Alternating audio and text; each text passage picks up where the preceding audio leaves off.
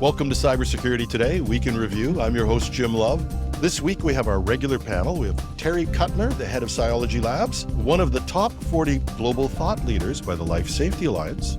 And this recognition, we joke it with Terry a lot, but this is a huge honor. And so congratulations. Thank you. I always tell people, like, I can win all these big awards, but I can't even influence my kids to come to the table without an iPad. So. Yeah, well, keep working on that one. The awards are easier. David Shipley, head of Beauceron Security back in beautiful Fredericton.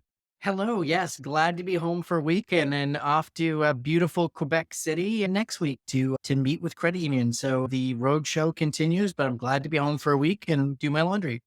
Yeah. And we have brought back the mighty Laura Payne, head of White Toque. You can't get any more Canadian than that. But Laura, you accept U.S. customers as well, right? We have a big U.S. base. We don't want to offend them.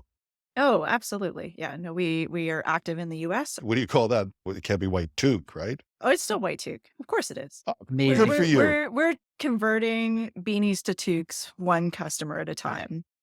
I want to be part of that campaign and let us know. Yeah. Now, Absolutely. long live the toque. There you go. And David, your company, I saw something on LinkedIn. Your company's doing an expansion to the U.S., looking for partners. We've been so busy this summer. I didn't even realize we crossed the 1,000 customer thresholds. Now it's like 1,037 customers. And from a startup perspective, we've hit a pretty interesting milestone. We hit what's known as 5 million in annual recurring revenue, which is a lot harder than I ever imagined it was going to be, but it's been amazing so far. And now we're growing in the US and taking our good made in Canada technology and our psychology and behavioral economics know-how into banks, into telecommunications firms and more. And we're working with MSPs, and we've done a lot in that space to really help people get value out of their security programs. And there's so much more to be done. And you have the hairstyle to prove how stressful it was. When I founded this company. No, I lost all my hair working cybersecurity for a university, truthfully. Hey, Terry, are we the odd man out here? You work in the States as well? I'm all over the place. We do business in Dubai, Bermuda, Algeria, Canada, US. I feel Yeah, I'm lonely. jealous. I've returned to AI consulting, doing a lot more other technical consulting, some cybersecurity, but it's me and a couple of other guys. And so far, maybe we'll expand out. You never know. Now we found out where everybody is. Let's get started. Everyone knows the format. The audience does too, for the most part. But if you're new, I come up with some stories I think were the most interesting stories from the past week in cybersecurity. And we do a little bit of a deeper dive on those with our panel. Okay, so I want to start out with Jessica. We missed the episode last week, and Jessica, we haven't forgotten you. And Jessica wrote us and said she's a huge fan of the show, but she said that my data has been compromised from over 7 major breaches over the last 10 years. And she wanted to know if paying for a service that searches and asks to remove my data from data brokers would be something that would help reduce my risk, or would this somehow cause more harm than good? Would you recommend this overall? And what would you personally do if you've been involved in major data breaches? So, panel, who wants to go first? Terry? Sure. Well, Jessica, thanks so much for the question. I think it's very difficult to know if, you have to weigh out the cost benefit and the effectiveness. So for example, we offer dark web monitoring services as well. What we often find is that, yes, okay, let's say we found your data and you get an alert on it. And then a couple of weeks later, another company got breached. And also now we've purchased their data leak or the paste bin, whatever it is. And we put it back into our system and re-indexes. All of a sudden now, new data has been found. But in reality, it's still old data because it was part of another older data breach. So we never know what we're going to find. So I don't know if there's really a true method to remove that data from the dark web. Yeah. Data breaches are a bit like radioactive dosage. It's cumulative and you never ever get rid of it fully. That being said, taking efforts to try and pull data from data brokers, as long as the cost is within something that you personally find valuable, it's not going to hurt you. What's unfortunate missing for a lot of people in Canada is the ability to actually do something when they realize that their threshold for data breaches has now hit the point where Basically, it's got all the keys of the kingdom for identity theft, opening a credit file, getting a mortgage, getting a loan, getting a credit card, that type of thing. Your address is out there. Your social insurance number is out there. Your past employment history information is out there. Just think about those applications. At that point, the best thing you can do is actually work with the credit bureaus to put notes on your file. Hey, I've got to be in person to get new credit. And ideally, you'd have the ability to do a credit freeze, which is something Americans very much have access to and rights to. And only Quebecers in Canada at current have legislation that supports. So there are different tools that are out there. It's always good to know what's out there. It's really good to try and get some control back on that. I'll never discourage you that. But when you hit certain thresholds with certain levels of data exposure, the next step is to become more of an active participant in controlling your financial identity. And unfortunately, that adds friction. It means it becomes slower to get a loan, do all those things, but it is the best protective work you can do. And if you're Canadian, ask your province why they don't have legislation giving you credit freeze. I would just echo what both Terry and David said, and make sure to take advantage of those services, right? If they're offered to you, or if you haven't been so lucky to be part of the breach lottery yet and don't have one that's been offered to you because your data's been breached, but look in your bank features, you may already have access to credit monitoring there as well. It's part of a lot of banking packages that are offered now, so you can be proactive. And keep on top of it as best you can. But the data brokers, or removing the data from the data brokers, I think it's personal decision. I don't think there's a great answer right now for cost benefit analysis that universally applies. It's interesting more is like, every time there's a data breach, they're offering you credit monitoring. So it's like now you're on like 7 monitoring systems. Probably all done by the same company who, And none God of us wants to forbid, hear what happens when they get breached, right? Yeah. None of us want to be part of that day. Well, and Yeah. let's not forget Equifax, which is a company that holds all this information, was horribly breached. So yeah, all of this has happened before. And then they offer you the credit monitoring service that they also own. Okay, so I think the overwhelming thing is like chicken soup can't hurt, but your data's out there, probably not much you can do about it. If it's out there, especially if crooks have it, they're probably not going to give it back. But it's never too late to take some control over your own cybersecurity, whether you're an individual, small office owner, whatever. There are some basic things that you can do. Panel? Yeah. So first of all, MFA everywhere, all the time. And ideally app-based MFA. Yes, it's super annoying, but we can stop digital lockpicking by 99.9%. And by that, I mean those brute force rinse and repeat attacks, like the one that Clean CRA's clock, our national tax agency in Canada, for 600,000 people. So any MFA, however, is still good, better than nothing. You'll hear some cybersecurity professionals say, oh my God, don't use text-based MFA. Hey man, if that's the only thing your national tax agency offers, ICRA, call me. We would love to give you some free advice on how to set up app-based MFA. So MFA everywhere. As I mentioned before, if you have been exposed and your information's out there, locking down your credit is also important.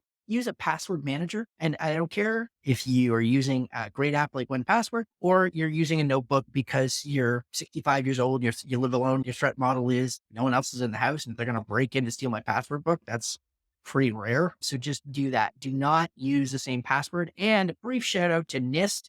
Those of you who read the NIST publications, NIST has come out now and actually clearly said the complex passwords that people just add an extra character on every year and rotating your password on stupid fixed links don't actually help. So longer passwords, better, and keep them until you know that they've been breached, but don't reuse similar patterns.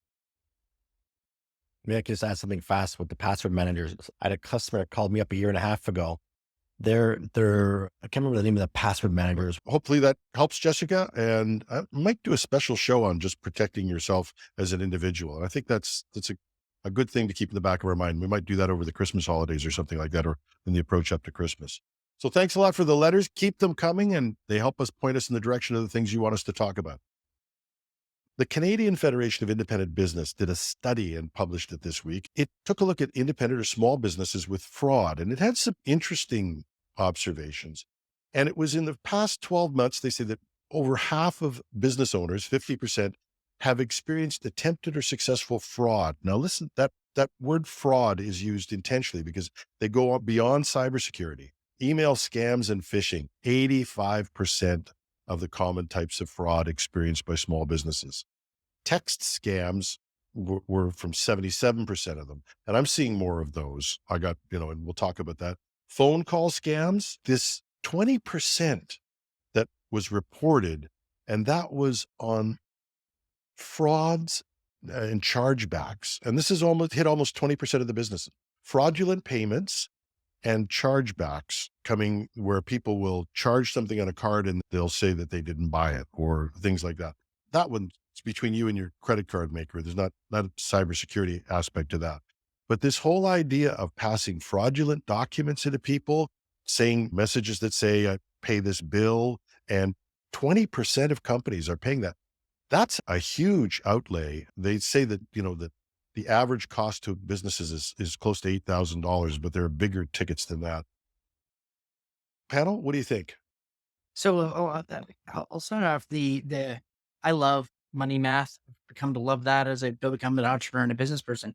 What struck me here is that if we take that average and when we look at the number of Canadian businesses that could actually impact, you're talking about a potential up to $9.2 billion impact to the Canadian economy, which actually tracks because on the personal fraud loss side, the RCMP regularly report they receive about $500 to $600 million in personal reported fraud. And they estimate that's only 10 to 15% of the total fraud amount.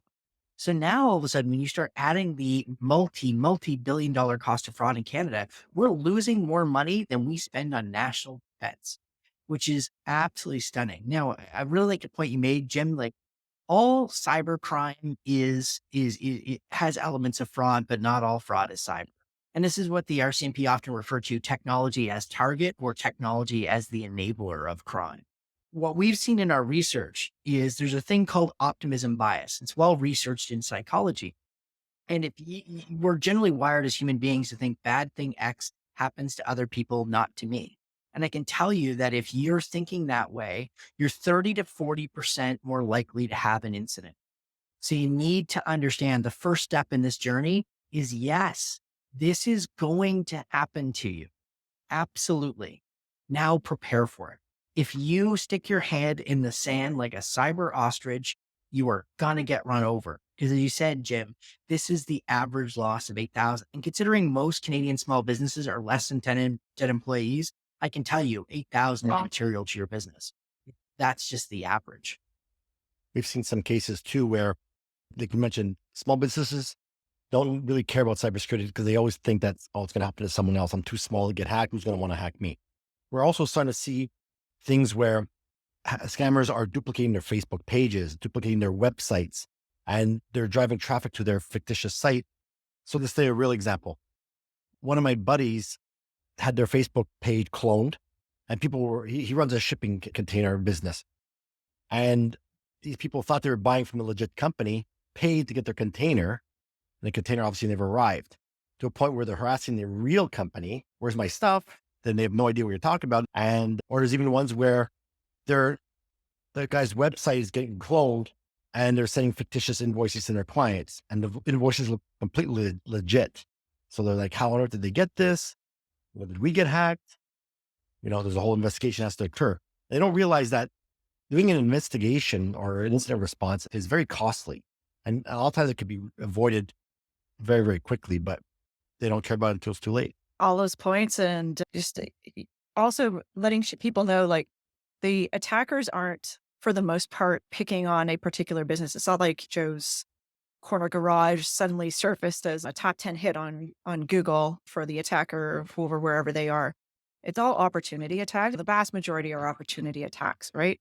There's a lot of automated scanning that happens, and the whole ecosystem around one party is doing scanning. They put together a list of juicy targets and that gets sold to somebody else who then is going after them. So I think when people realize that it's not because of who you are, it's just the fact that you exist and have a presence on the internet that makes you a target, then they can see, oh, that's why it matters, right? Just the fact that I live in this neighborhood means I need to take better care of myself and my property. Yeah, I think one of the things that prevents small businesses from doing anything, because there are a lot of very small businesses, and they are still targeted. I mean, they can be easy targets. So one of the things that alienates them is the complexity of what we do. I've looked even at the Canadian Center for Cybersecurity has a great small and medium-sized business evaluation. It's still monolithic for the average business. And I'm hoping that to all cybersecurity professionals, when you get contacted by a small business, I'd rather say, look, you might not know how to do everything, but something's better than nothing. So here's 5 key things you can do. Validate your We write- backups, have MFA. We regularly go out and actually do community events and things like that. And that's exactly our message is you don't need to be a rocket science. You just need to know that it matters to you. And this is what you're trying to protect against. Again, you're not trying to protect against, some crazy hacker group somewhere that's like masterminding their way into your business. It's just, you just want to not be the slowest running away from the bear. That's the goal here. And Yeah. a lot of things are free, right? You don't need to pay extra for MFA most of the time, right? It might be worth it if it's a core system of yours to upgrade to a plan where you would have MFA, your main CRM where all of your business flow goes through. That's probably worth having MFA on. And just, step by step, protect your accounts, protect your end devices, have a look around at some of the other things that you make use of in your business and just take care of those basics. And then that's got 90% of your issues covered right there.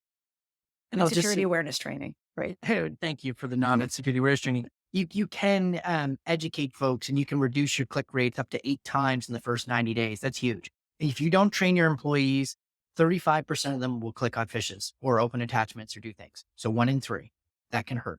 But the other thing that I would say, just to add to Laura's point, is identify the material amount of money that's meaningful to your business and make sure you've got good financial processes, AKA someone emailing, impersonating you as the leader of the company can't get your staff to transfer more than X amount of money. And I've lived through this before. So make sure you people know, hey, if I'm telling you to send $50,000 and that's our entire bank account, obviously like that's an in-person conversation. So business email compromise is 3 times the amount of ransomware globally in financial impacts to businesses. So pay attention to your money. And I think for small businesses, I'll just leave it with this. One of the things that we've tried to teach them is stop and ask. And if you're a cybersecurity professional out there, this is number 1. When you look at something, stop and ask. You get an invoice to be paid. Is that really it? I know the president's phone number. I know you sent me an email saying pay it. I'm just going to call and ask. It just takes a second and you never look stupid. And if anybody makes you look stupid, they know nothing about protecting the company. So just leave it at that. Moving on to a story we did this week, Evilginx, an open source software that can bypass multi-factor authentication. This blew me away. Did anybody catch this story, Ben? I did. To be clear, Evilginx is a very useful tool for ethical hackers, ethical consensual hackers, ethical hackers to use when they're doing social engineering pen tests with your companies that includes features designed for human in the loop social engineering. What do I mean by that? That means they're actually following through with the peeps to in real time capture MFA codes to get persistence on a device and capture session cookies, etc. Those not familiar, by the way, crooks did a lot of damage with session cookie capture through various criminal marketplaces. In fact, the RCMP did a fantastic job with international police forces disrupting one of those marketplaces, Genesis Markets. But these toolings out there, it's not a bad thing that this tooling is being used by professionals to help organizations strengthen that. But we also have to recognize this tooling is becoming as popular with criminals as pirated copies of other security tools like Cobalt Strike is. So it's out there.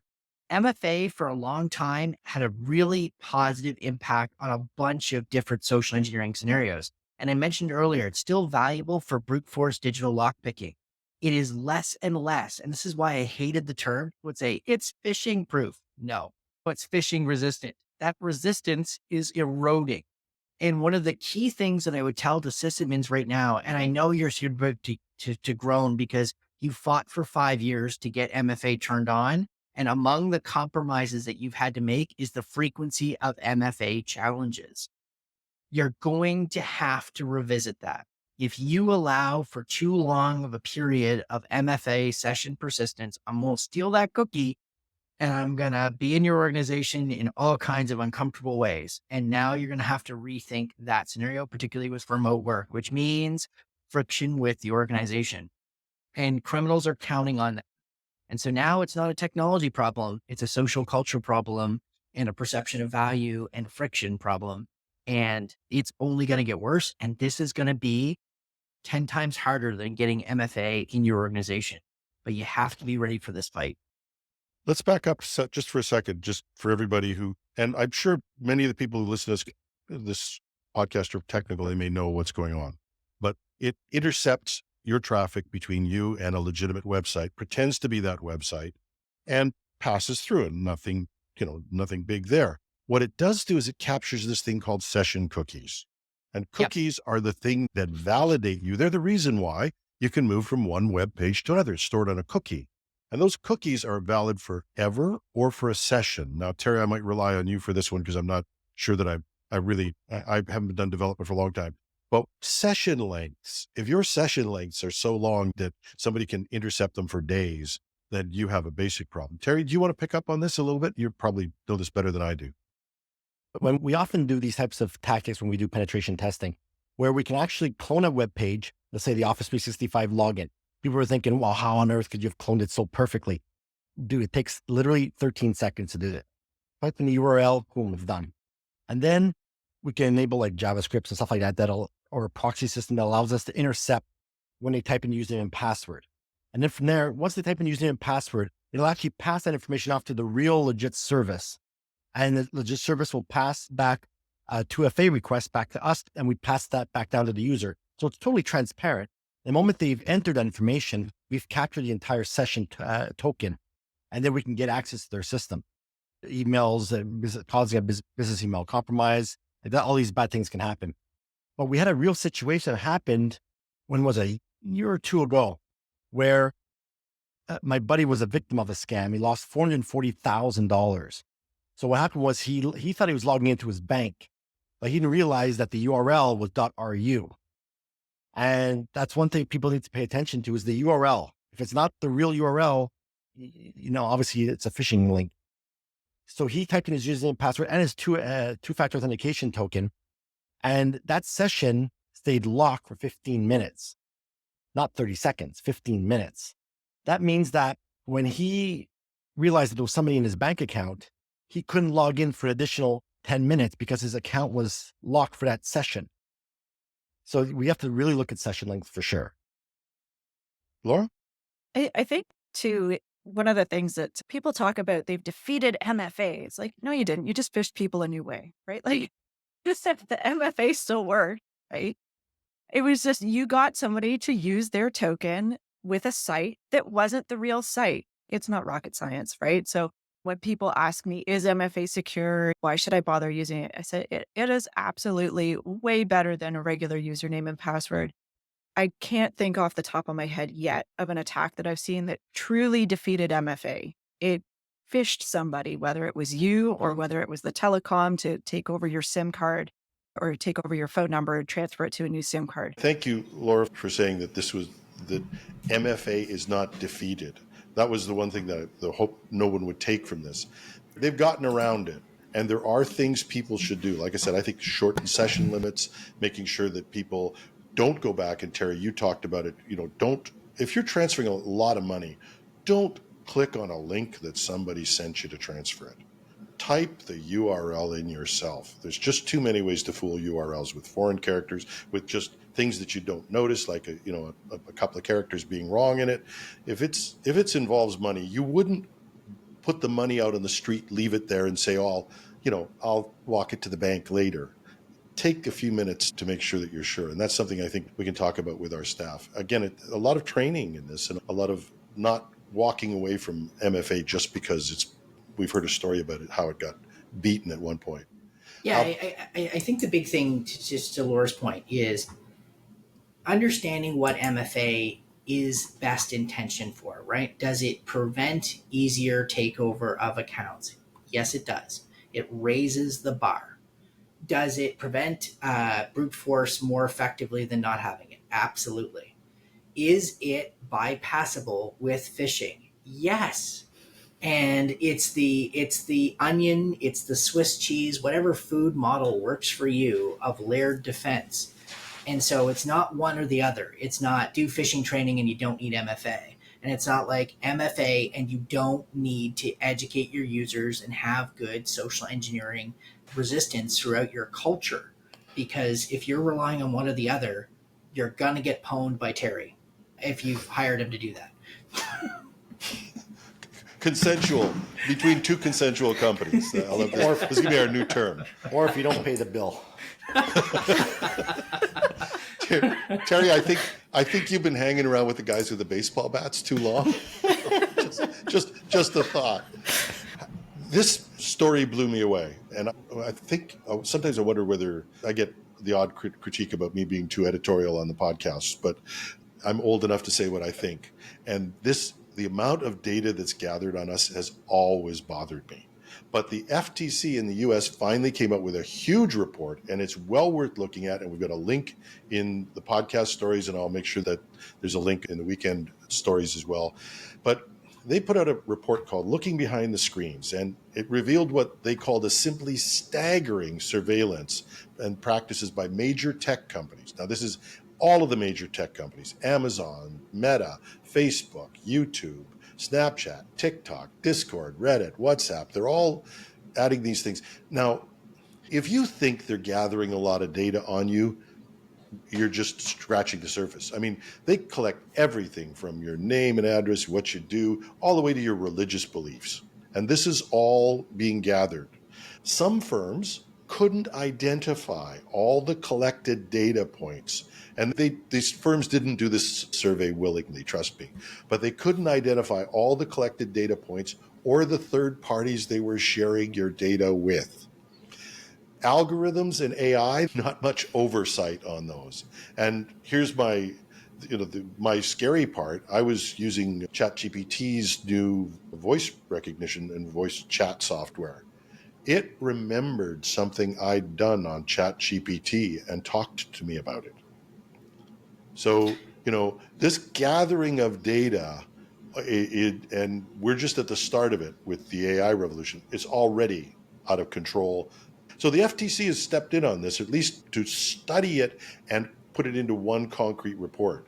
And they say, why are they doing it? Well, predicting, shaping, and monetizing human behavior is profitable. I mean, as professionals, am I crazy about this?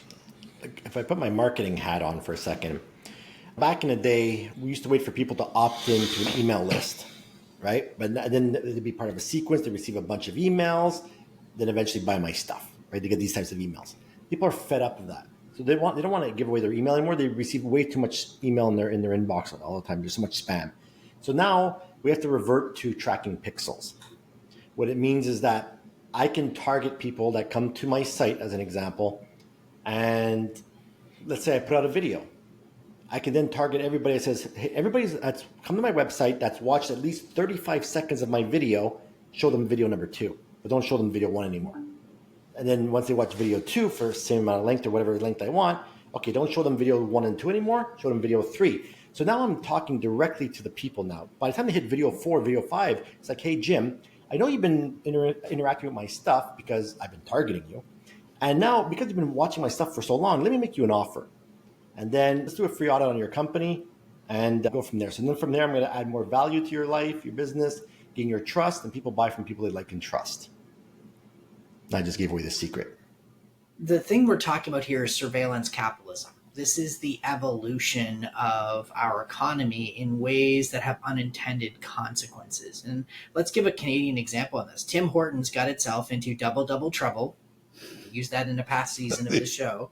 They did not know that the third-party company that they had hired to embed analytics software into the app was collecting the level of detail that it was. For example, not only was it a jealous lover, like it knew when I was heading over to Starbucks or maybe hitting up a Wendy's, it also could tell what floor of a building I was in. It was using the sensors on the device for the actual measurement of where I was geospatially. This is incredibly valuable detail.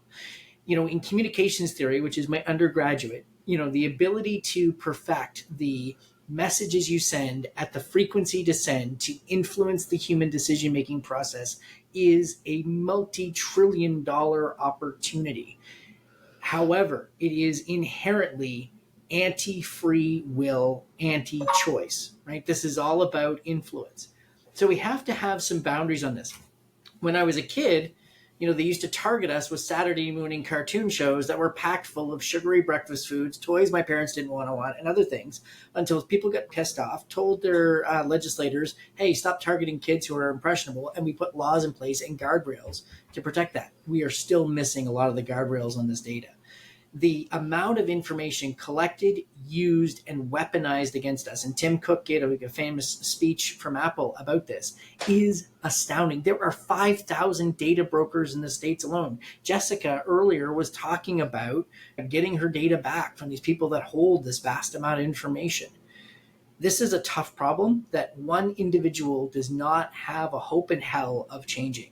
This takes collective action, which is much, much harder. I'm glad the FTC did this study. I'm glad we're showing it. The Social Dilemma on Netflix talked about how this information is collected and weaponized by social media platforms. But to use my arts and culture critic hat and wrap up, the level of data gathered and weaponized against us would give George Orwell a mental breakdown. His 1984 doesn't even come close to 2024. And what could I add to that? You got to come in before Shipley. That's all there is to it. Yeah, it really is. I think part of it too, and just for I'll try to end on an optimistic note for people's mental health and well-being, is, you do have some degree of control, right? You choose your actions. And if this is something that really bothers you, then where you can limit or modify how you interact with the platforms that are the worst offenders, right? So just be an informed consumer. You now know, now you have choices. If you want to go cash-based and only shop bricks and mortar, you have that choice. Hopefully you live somewhere where you can get what you need doing that. And I'm a capitalist. I don't like over legislation. I've run a small business. I've watched what regulation can do to you. But I'm lost all trust. And if that hadn't been in that report, reading through LinkedIn last week and finding out that, oh, by the way, we've been using your data for training our AI. Where is this? And why am I finding out about it? Oh, I'm finding out about it because the Europeans are so far ahead of us on privacy legislation. And somebody in London said, LinkedIn, you can't do that anymore. And then they had to fess up. I'm really lost on this one because on one hand, like I said, you want business to be able to function and make money and do things. That's what makes jobs. That's what drives the economy. That's what drives innovation. On the other hand, when companies do egregious things like this, I'm sorry. You're a billion-dollar company or multi-billion-dollar company with lots of people. You've got to have somebody smart enough to think using all this data that people put in for their own networking purposes to train our AI without telling them.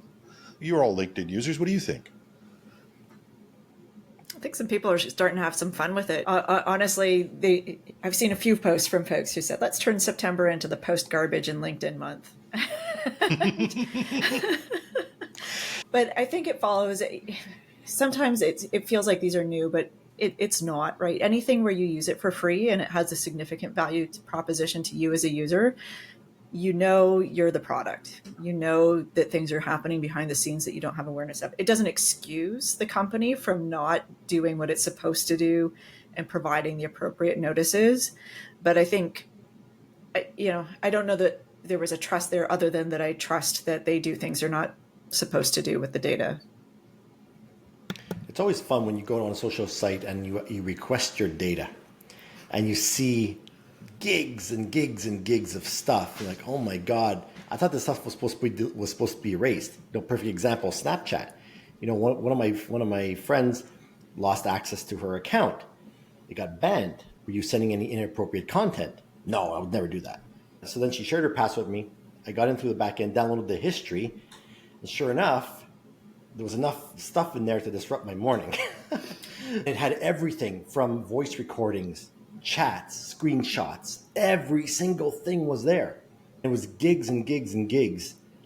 So it keeps track of everything. I think the thing about LinkedIn, this episode is brought to you by the letter C for consent.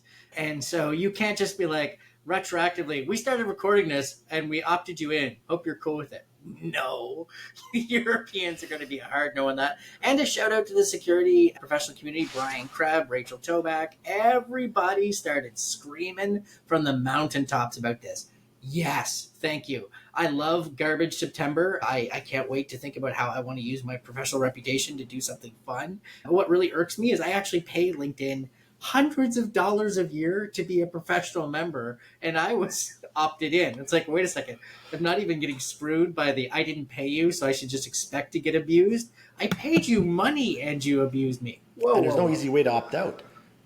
Yeah, you got to go several menus in, and that kind of dark pattern shenanigans, you want to bet that get you a fine.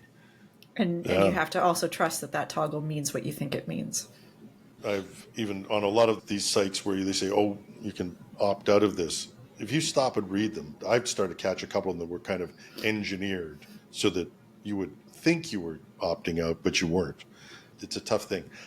In my mind, God bless the Europeans for at least setting a bar. I wish our government had a little more courage or got it together. Is it because they just don't have the courage to do this, or are they just so incompetent that they can't get legislation out? That's a question for everybody to answer. You need good legislation in the first place that's really well designed to be able to handle the cases it's supposed to and not create other noise that it's not supposed to. That's a huge challenge in the beginning. And then you need enforcement agencies that are equipped to actually do their jobs once the legislation is in place to be able to go and tackle these non-compliant companies. Some cases, well, probably in all the cases, the biggest offenders are significantly better funded than any agency we're going to have in Canada and potentially in the US as well. I mean, the US government is not an infinitely funded organization, although some people would like to potentially claim that it acts like it is, but no government is an infinitely funded organization. The Europeans certainly are further ahead on that. They have a lot more people as well to be able to contribute to that kind of thought process and funding of enforcement than we have here. Yeah, and speaking of Europeans, the German police claim to have unmasked Tor users. Now, this was clever. For those of you who don't know what the Tor browser is, it really was considered, or it still is considered, and I think technically, we'll get to the end of the story of this, I think technically is still considered to be a reliable tool for protecting your online anonymity. The Tor network is considered, and its browser is considered to be a way of protecting your online anonymity. But the German enforcement officers have been able to find a technique to unmask Tor users, and this is going to be something that I think will send some shudders through the people who use Tor. It was a laudable thing. They're going after a sex crimes group, and they're going after, and they use something they call timing analysis. I'm not sure exactly how this works. I struggled with this to figure out how this worked. But they basically monitor you on multiple nodes of the network. They can figure out where you are. They can catch your traffic, and then they see you going somewhere else, and they go, aha, that would be you. Pretty sophisticated stuff. Yeah, absolutely. And just a reminder for all the folks, like, who invented Tor was the U.S. Navy Intelligence Service. So if you think, I'm pulling one over the man by using this technology, I got words for you. It's like, give them the tool that we can use to monitor and make sure they think it's super secure. But ultimately, he or she that controls the nodes and enough nodes gets to do shenanigans and can put Humpty Dumpty back together again. And so that's the key part. If you are not running your own complete Tor network, as in you control all the nodes that you're going to be used seated around the world, yeah, there's an opportunity. Is it hard? Yes. Is it impossible? Absolutely no. Nothing on the internet is ever fully anonymous. You want anonymity? Do not have ones and zeros. And I think also that one of the big reasons why they were able to catch this is because they were looking at long-term connections. So it was folks that were constantly connected to the same site all the time or stayed connected for a very long time. And they were able to trace that back. Certainly, this is not opportunistic attacking or attack against an individual or surveillance for an individual. They're looking for a particular person of interest, and there's probably a very good reason for that. I still have faith. Not everybody does, but I still have faith that in general our police services are used to enforce things properly and not just go after punitive attacks against individuals for political purposes. So I do, yeah, your general Tor user, this isn't an issue. This is somebody who's already attracted attention. I'm always of two minds on this, and I think everybody's split on this. On one hand, you're going after kids and you're exploiting kids, burn in hell and break the rules. On the other hand, there's somebody sitting in Lebanon, Iran, somewhere in Russia who is trying to effectively do good things, help people and or journalists that want to remain anonymous, and you want those to be protected. This is the balancing act of our life, I think, in terms of how we feel, our emotional response to encryption and privacy protection. And then in our earlier story, we give away our privacy for free. So, if they can start using this towards targeting ransomware gangs and cyber criminals, this will really do good for us. Hey, listen, there's a reason Telegram is now singing like a canary. So the squeeze is on that side. And I couldn't be happier to watch the little digital rat scurry right now on that side. Listen, end-to-end encryption, to your point, Jim, is a valuable thing. It's important. It's important for commerce. It's important for trust. It's important for civil rights and other things. I would just caution folks, things built by intelligence services are not therefore immune to intelligence services. Yeah. And don't preserve, just because the Telegram guy gave away his data under pressure, don't forget, and this always mystifies me because people talk about, well, I'll store my data in Canada and it won't be all that. And, 75% of the requests that are made to tech companies for your data are honored. It's just that simple. Guarantee you, every VPN company, every encrypted text company, they're all going to squeal on you. Yep. Well, and in some cases, many cases, they're legally obligated, right? If somebody shows up with a warrant to ask for information and that company has access to that information, they are obligated to give it. And that's part of our social protection, right? So again, we healthy skepticism, but also trust that the system is trying to work properly as well. Yeah. And, in terms of the Canadian sovereignty thing, realize we have treaties that if somebody calls the RCMP, asks for your data, they're going to get it. So don't work yourself up into a lather about how well you're protected. Spend your time worrying about training and making sure that your employees are well trained, and don't worry, be happy on some of this other stuff that you can't change. Maybe that's my Practice motto the for legal this. business, and then all other good things could follow. Yeah. I think, Laura, you nailed it. The point I'm mentioning is that if you're doing crime, I don't think there's some auto magic tech that's going to keep the cops from getting you. A guy in Australia just got nailed for creating the ghost phone network. So don't do crime. Yep. So we want to finish up with our this is a suggestion from our culture critic, David, who has proposed an award winner for what David has named the Stinkies. So yeah. The envelope, please, David. This is the inaugural Stinky, and this is for hot garbage takes by cybersecurity vendors on the latest story. Listen, we're as an industry, we're really bad for ambulance chasing, and we all have to work on that. And sometimes there are just such takes that stink so bad that I've had enough. So a particular security ratings company, their CEO on LinkedIn posted that, their independent web vulnerability scanning tool of a particular vendor, Alpha Gold, of the pagers used in the targeted Israeli attack on Hezbollah a couple of weeks ago, that because they had a C on their, again, website internet facing scanning infrastructure score, that was a predictor that they would be vulnerable to a complex supply chain licensing hack by a nation state, is pure and utter bull something. So you earned the Stinky for this one. A lot of people in the security industry jumped on this particular LinkedIn post to say, bad dog. So bad dog you. That was awful.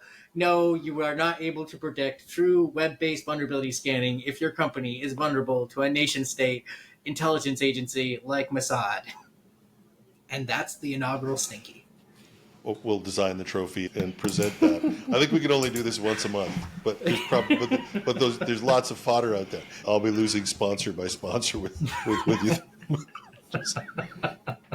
We'll have P. Diddy present it. Yeah, that'll be good for the ratings too. That we actually do look for sponsors, we need them, and all that sort of stuff. We're never going to not tell it like it is. You may disagree with us, you may think we're wrong, but nobody on this program is going to be influenced by mere money. Oh, I hate having scruples.